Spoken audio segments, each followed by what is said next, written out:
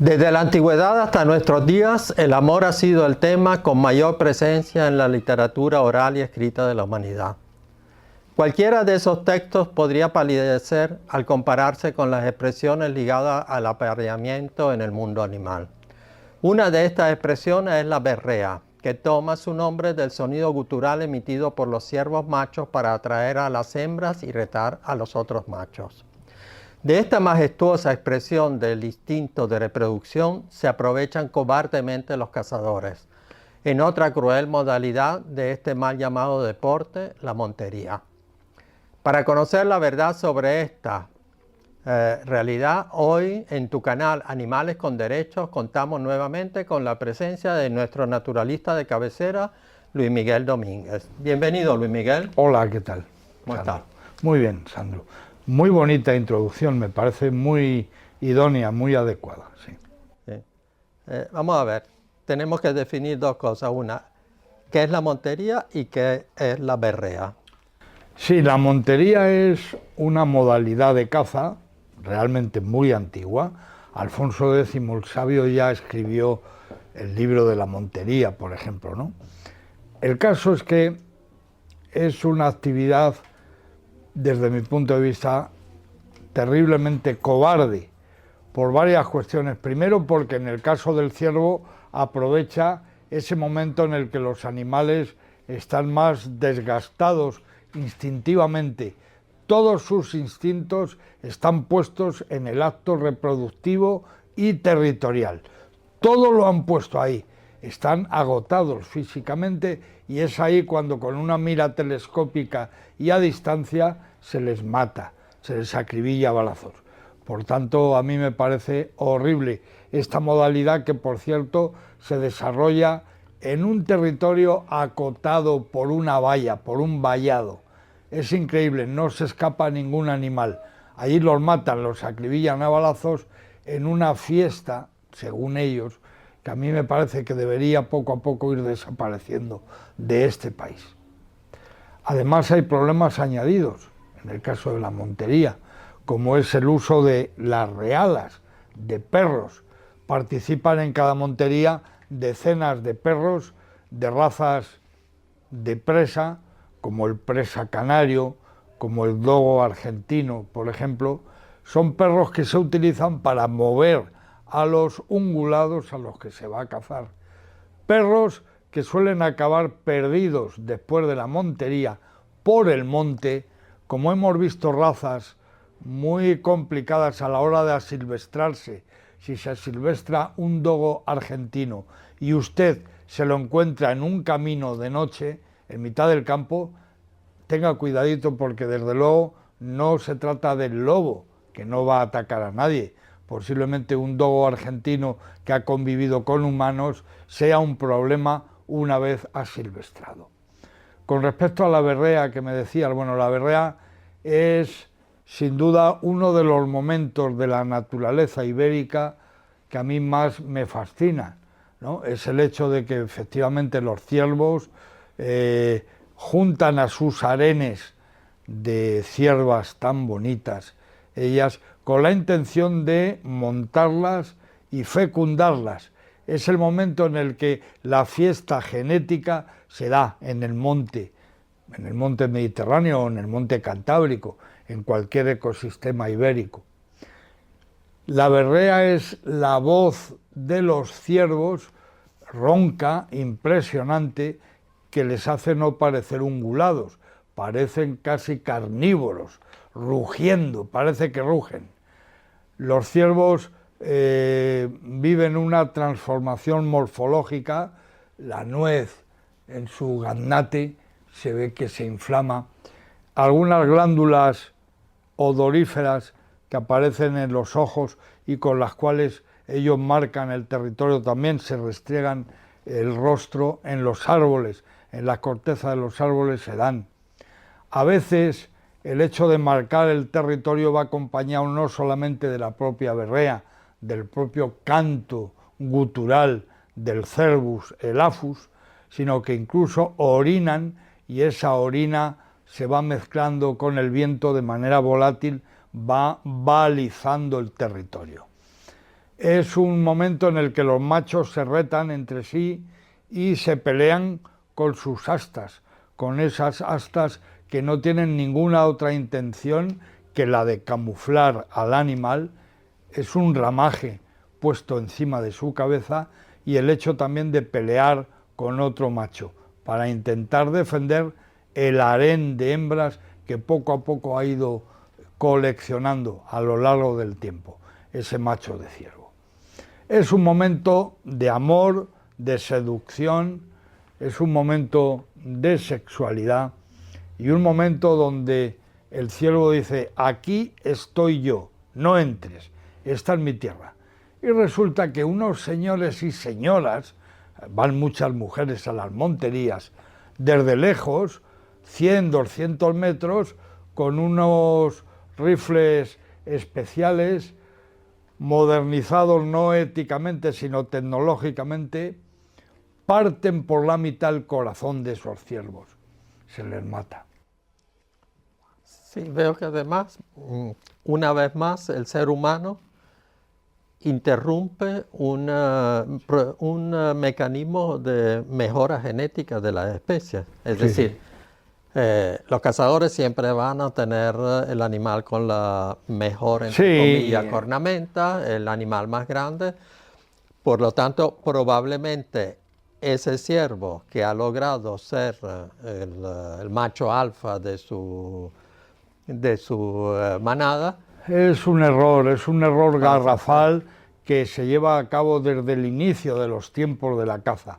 La caza de trofeo, que es la que se practica en España, esa que dicen es un deporte, consiste en salir al campo, matar a una serie de animales con la idea de que estéticamente queden bien en el salón de mi casa, queden disecados adecuadamente y por tanto que la cornamenta sea la mejor, que el peso del animal sea espectacular y por tanto toda la carga genética de ese ejemplar se queda reducida a una obra de taxidermia más en el salón de mi casa. Eso no puede ser. Eso es indecente, no puede ser. Además, la montería conlleva una serie de despropósitos de carácter ecológico, no digo ecologista, de carácter ecológico, que como bien sabemos es la ciencia que habla de la relación entre las especies y de la relación de las especies con su medio. Bueno, ese despropósito principal desde mi punto de vista es el vallado cinegético. Esas vallas de alambre que cuadriculan nuestro monte y que evitan que genéticamente haya intercambio entre las especies. Un lince ibérico no va a poder jamás atravesar ciertos vallados cinegéticos. ¿Por qué se dan estos vallados cinegéticos? Pues porque unido al hecho cinegético de la montería hay una serie de eventos de carácter comercial y económicos que conllevan a que los lances de caza no fallen, se mate sí o sí. O sea, la montería se paga, tú pagas por tu puesto, tú pagas un dinero, tienes que matar sí o sí, porque si no te vas a enfadar y vas a reclamar. Pero es que además, y esto lo hemos visto en todas las películas del señor Berlanga, que en paz descanse, y lo hemos visto en Los Santos Inocentes también, ¿no? Aunque Los Santos Inocentes es una película que habla de una etapa previa, de una etapa anterior, de pleno franquismo. Me estoy refiriendo a que durante todo el periodo en el que España se dio el ladrillazo, el famoso proceso estafa del ladrillo, se hizo todo en base a las monterías, al mundo de la caza. O sea, mientras cazábamos nuestro ciervo, nuestro venado, nuestra res, hacíamos negocios. Y se manejaban los negocios a ese nivel en las monterías de España. Por eso no se electrifican, pero casi, aunque ha habido casos, se vallan todos los perímetros de todas estas fincas de caza mayor. ¿Para qué? Para que usted, que ha pagado su puesto, mate sí o sí. Los animales no pueden escaparse. Los animales están metidos en un callejón sin salida.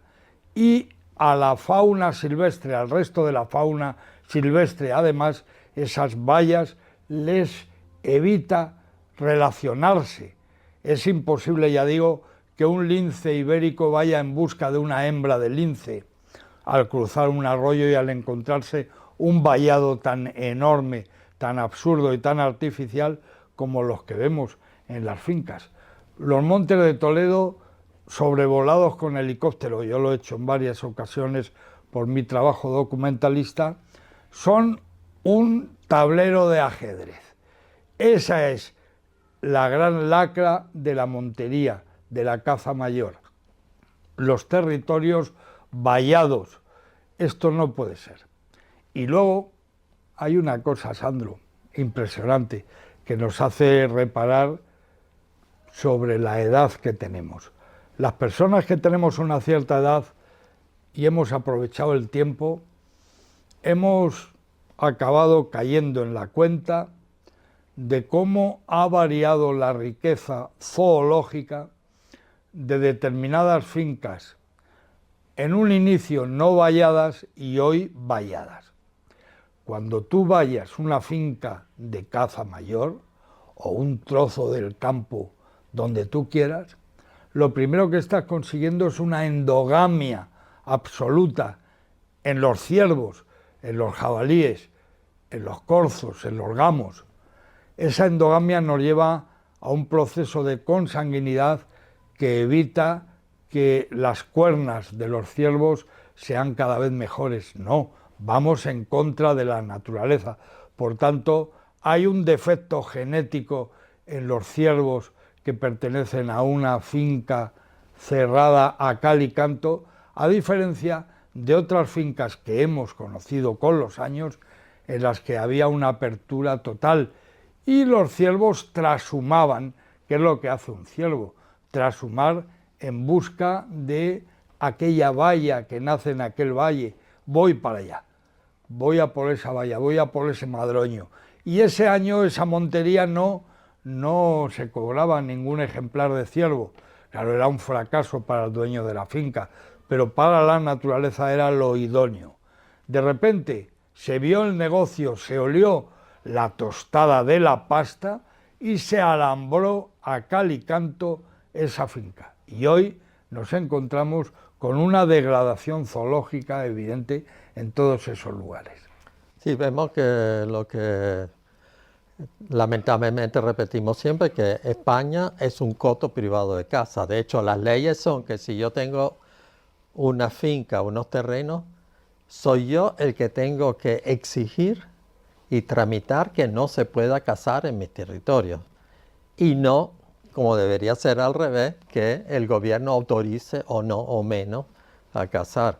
Sí, y de la cantidad de negocios que se han hecho, no es solamente lo que vemos en las viejas películas del ambiente franquista, pero en 2009 tuvimos un caso de un dirigente del Partido Popular que organizó una cacería, una montería, e invitó a dos desconocidos que eran el juez Baltasar Garzón y al ministro de Justicia Mariano Bermejo, con lo cual, habiéndose difundido en las noticias que estas dos personas estaban ahí cazando juntos, ya se desvirtuaron una cantidad de juicios contra los ladrillazos que había, y este es solamente un ejemplo de todos los que vemos de cómo en las monterías realmente se hacen grandes, sí, las monterías negocios. Se hacen grandes negocios.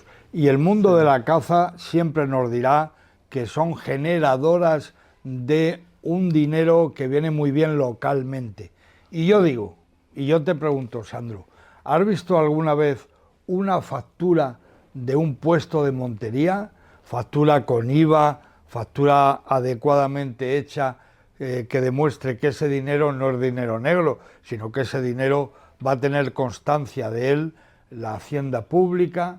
Yo te digo, ya de antemano te digo que no vas a encontrar ni una sola factura relacionada con la actividad cinegética en una montería. Y seguramente si la encontramos está domiciliada en algún despacho del barrio de Salamanca en Madrid o sí, algo parecido, pero rara vez tienen sede en uno de los pueblos de la España vaciada que supuestamente debería verse beneficiada de esas actividades cinegéticas. Sí, incluso los bocatas, el típico bocata de media mañana, no suelen consumirse directamente en el barcito del pueblo. Por lo general, los monteros, las personas que acuden a estos espectáculos para ellos, de ahí lo de la consanguinidad, suelen comer, suelen almorzar, suelen dormir incluso en hoteles de la ruta, pero no especialmente en lugares localizados en el entorno de la caza. Cuidado porque al respecto hay mucho mito, el dinero que mueve la caza, la salvación del mundo rural. El mundo rural muerde ese anzuelo a la desesperada sin hacerse preguntas y ese no es buen planteamiento, no es buena estrategia, ni mucho menos. No. Sí, de hecho parece que lo que llamaríamos los safaris fotográficos, tanto en África como en España, o sea, el avistamiento de especies, etcétera, mueven muchísimo más dinero y dejan más dinero localmente que esta montería y esta cacería organizada. Bueno, por supuesto, o sea, no cabe ninguna duda de que ahora mismo la alternativa, que es que tú en vez de disparar al animal que estás viendo, si lo haces disparando tu cámara fotográfica, está resultando hoy en ciertas zonas de España, un ejemplo claro, lo tenemos en la Sierra de la Culebra, una alternativa económica de riqueza además a varios niveles. En la Sierra de la Culebra, que es reserva regional de caza, se lleva a cabo la actividad cinegética desde hace muchos años. Indudablemente deja un dinero a los pueblos esa subasta de piezas de caza, entre ellas el lobo, que se hace en la Sierra de la Culebra. Pero mira, desde el año 21 el lobo ya no se puede cazar allí. Está prohibido, por supuesto. Fíjate qué historia. Bueno, alternativa, ir a observar lobos vivos en la zona. Y esto está generando ya al año pingües beneficios para una tierra donde sí que el naturalista se come el bocata en el bar del pueblo. Ese sí. Y duerme en la pensioncita del pueblo o en la casa rural de turno. Claro. O sea, la alternativa es evidente, está ahí, sí. Aunque hace pocos días tuvimos un revés porque en la Comunidad Europea hubo una votación para... Sí, es un revés que está muy bien que me lo saques porque yo creo que conviene explicar exactamente en qué punto está la cosa. Ursula von der Leyen representa a un sector de la política europea conservador que no quería que la robaran la cartera, perdón por usar esta expresión, no quería que la ultraderecha la adelantara por la izquierda, por ejemplo. Y entonces Úrsula lo que ha maniobrado ha sido con la intención de que el lobo pierda la protección que tiene, para quedar de cara a los suyos mejor que si ganara la ultraderecha. Eso cree ella. En todo caso, consiguió Úrsula, que es de origen alemán, cambiar el sentido del voto de Alemania, y Alemania, como locomotora que es, ha tirado del resto de países. Esta votación ha sido de sesgo político. No ha habido ningún informe científico que pueda demostrar que al lobo, al Canis lupus en toda Europa, hay que desprotegerlo. Y ahora esta votación tiene que ir a presentarse al Convenio de Berna, cuya sede está en Estrasburgo. Es el convenio por el cual nos regimos en materia de conservación de nuestra biodiversidad europea. El Convenio de Berna tiene que morder el anzuelo de esta votación de sesgo político indeseable y no científico, como siempre fue el Convenio de Berna. Tiene que morderlo y decir, sí, voy a aplicar lo que me estáis pidiendo. Yo sinceramente creo que estoy en disposición de asegurar que el Convenio de Berna va a decir que no, le va a decir a Ursula von der Leyen no. ¿Sabéis por qué? porque no hay ni un solo país en Europa que pueda demostrar que el lobo es un animal que va bien demográficamente hablando, que pueda decir que el lobo no está en peligro en su territorio. No hay ni un solo país. Y si lo hay, será por la traición de decenas de biólogos con hambre, que están caninos y que necesitan dinero, y se ponen en manos de los gobiernos autonómicos, como ha pasado en España de manera paradigmática durante años con el lobo ibérico. Se ponen a trabajar para esos gobiernos que están pidiendo matar lobos a cambio de un dinerito. Bueno, esto va a pasar, contamos con ello ya. Pero el convenio de Berna va a decir no. El lobo, no hay ningún dato científico que me diga que debo desprotegerlo. Todo lo contrario, debo proteger al lobo, claro que sí. Por eso mismo, las realas de los perros que se utilizan en las monterías deberían también ser, si no prohibidas, por lo menos controladas por lo siguiente. El lobo ibérico va a desaparecer en España, no a tiros precisamente. El lobo ibérico va a desaparecer por un problema vírico, por un problema de patologías inesperadas, microscópicas, bacterias y virus. ¿Que de dónde proceden? Proceden de las realas de perros de caza, que no están del todo controlados veterinariamente y que con solo mear y cagar en el territorio del lobo están ya contaminando a los lobos y poniendo en peligro a las últimas poblaciones de Canis lupus signatus. Por eso, ya lo dicen trabajos del Consejo Superior de Investigaciones Científicas, debe acabarse con la actividad agropecuaria y cinegética en los territorios del Canis lupus, porque estos perros no solo aportan hibridación, sabemos que el lobo ibérico se cruza en ocasiones con estos perros dogos argentinos o presas canarios, por ejemplo. Sabemos que la hibridación es un problema, pero mayor problema son esos miles de heces contaminadas con virus y bacterias, de moquillo, por ejemplo, que luego el lobo va a oler, a veces va a contaminarse inmediatamente, otras veces poco a poco, pero las poblaciones de lobo peligran por eso. Esto ya pasó, por ejemplo, en el caso, Sandro, de la pantera de Florida, que es un tipo de puma que existe en Florida y que prácticamente se extinguió por culpa de la leucemia felina. Fíjate, los gatos domésticos que se escaparon y que se asilvestraron portaron leucemia felina a un gran felino en Florida que prácticamente se extinguió por culpa de ese problema, por culpa de los gatos domésticos. O sea, la muerte microscópica es la gran amenaza para el lobo ibérico, sin duda alguna. Sí, es algo paralelo a lo que está pasando ahora en Europa con la peste porcina. Claro, que, y el jabalí, ¿no? Sí, que el jabalí, pero que los cazadores se van a cazar a Georgia o a cualquier otra parte de Europa y se vienen con sus botas metidas en una bolsa plástica sin limpiarla ni nada y transmiten virus patógenos de un lado a otro de Europa mucho más rápidamente de lo que lo puede hacer la inmigración de un animal. Yo sé, Sandro, que nos están viendo los de siempre y dirán, mira, aquí están los pájaros de mal agüero. Sentimos tener que estar siempre, dale que te pego, ya estamos hartos.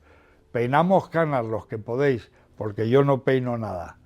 Pero son ya muchos años de lucha en esta materia por la falta de responsabilidad de algunos.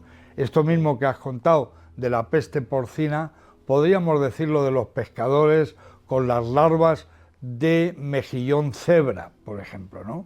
Me voy a pescar al centro de Europa y en mis botas catiuscas me traigo las larvas del mejillón cebra que está inundando todas las cuencas hídricas de este país, por ejemplo. Por lo mismo, exactamente por lo mismo. Y volviendo a lo de la Reala, es nuevamente otro ejemplo más de doble discurso, porque si yo ando por la ciudad con un perro mal denominado potencialmente peligroso, tengo que llevar un perro por persona, con bozal, con correa de 1,5 metros y siguiendo una serie de normas. Y en cambio los cazadores tienen patentes de cortos para salir con 20, 30, 40 perros potencialmente peligrosos, eso sí, porque han sido entrenados para eso, y que al final del día probablemente no les interesa recogerlos todos, y si se quedó uno por el monte, bueno, y de no hecho, pasa nada. De hecho, sabemos que es así. Sabemos que ha habido ataques que se han atribuido al lobo ibérico en los que han intervenido este tipo de perros al día siguiente de una gran montería.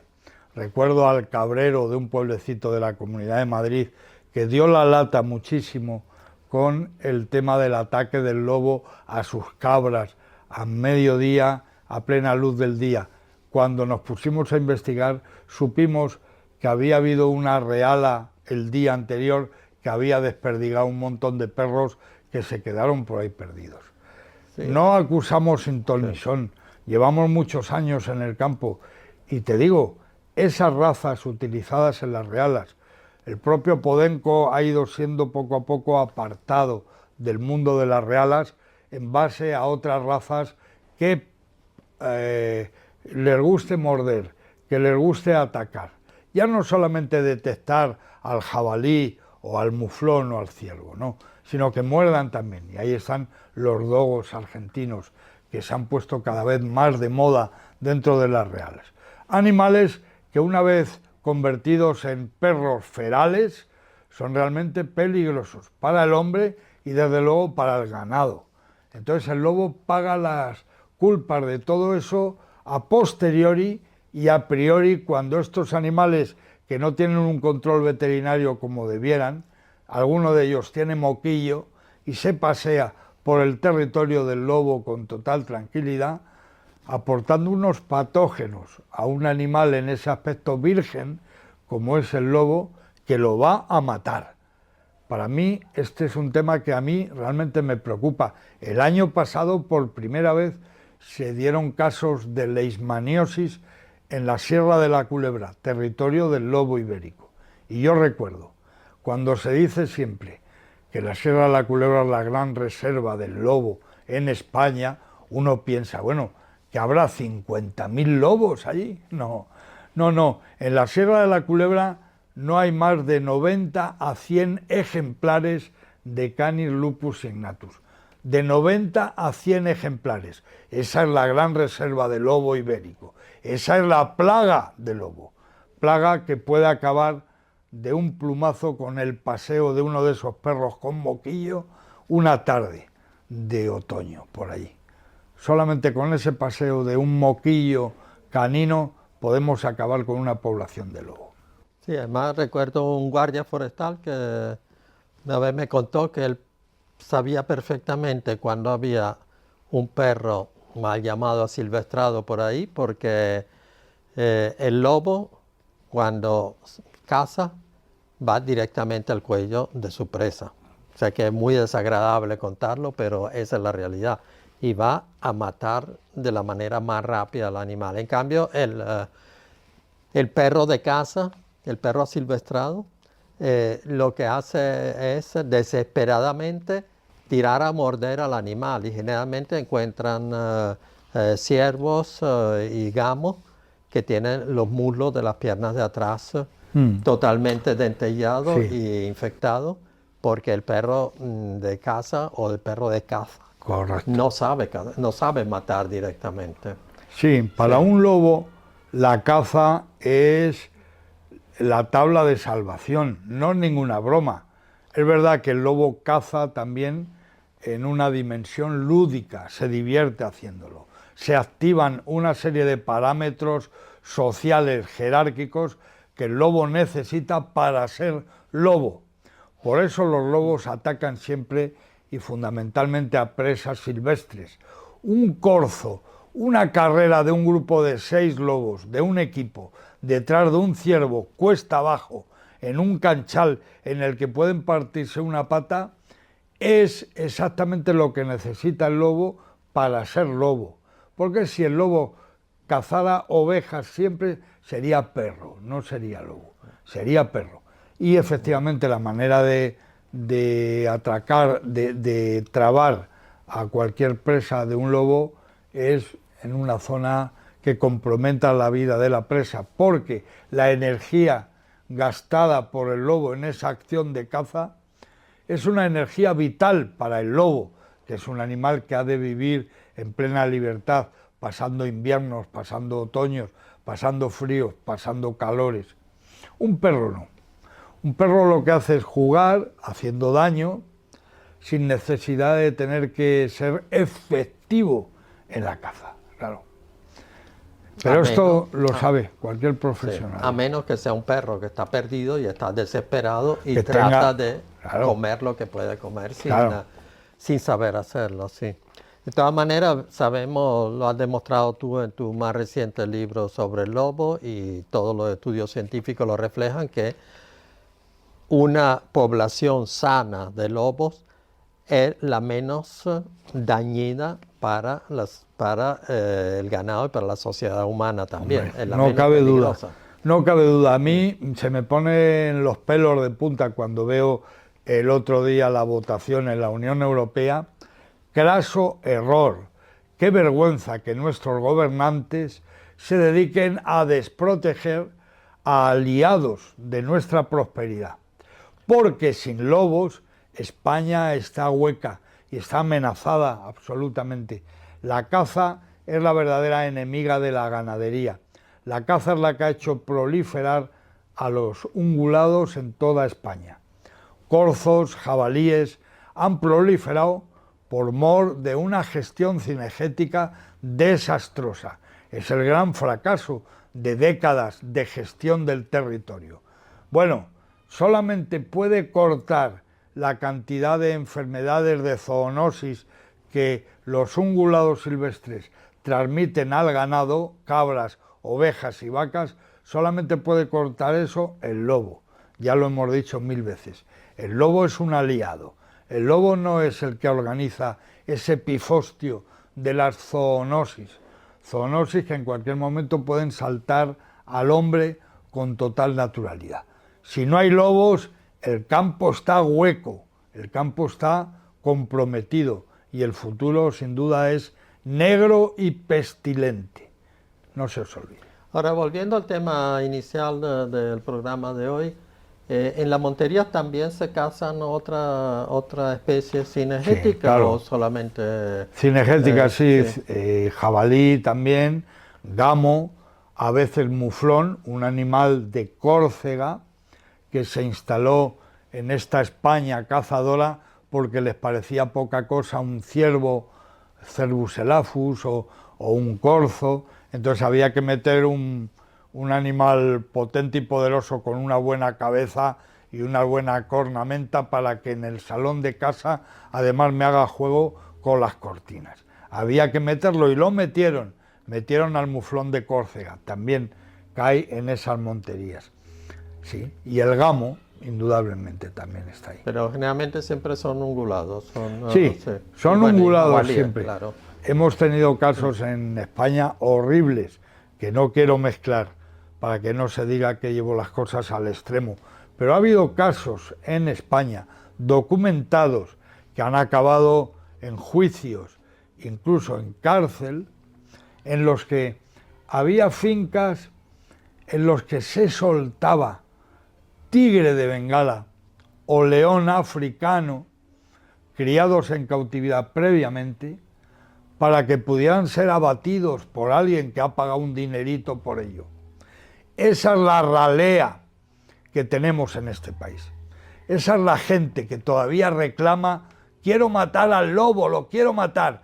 Esos mismos son. Es una vergüenza, ¿no? Esto no puede ser. Esto ha pasado en este país. Sí, y volviendo al tema de las votaciones que hay en la Comunidad Europea, que siempre influyen sobre las legislaciones locales, También en estos días se ha hablado algo de rebajar la protección de la tórtola y que vuelva a ser especie cinegética. Claro, cualquiera de estos procesos hacia atrás nos lleva a una involución nada deseable. Hasta hace bien poco, los telediarios abrían con una noticia. Resulta que después de los informes científicos del trabajo de los zoólogos, se ha comprobado que tal especie precisa de protección y ha pasado a engrosar el listado de especies protegidas de este país. Estas eran las noticias de siempre, cuando se incorporaba una especie silvestre a la lista de especies protegidas. Lo que nunca había pasado es lo que ahora está pasando. Oiga, resulta que se ha decidido motu proprio y además de manera unilateral que una especie tiene que dejar de ser protegida, como es el caso del lobo o del oso en Rumanía.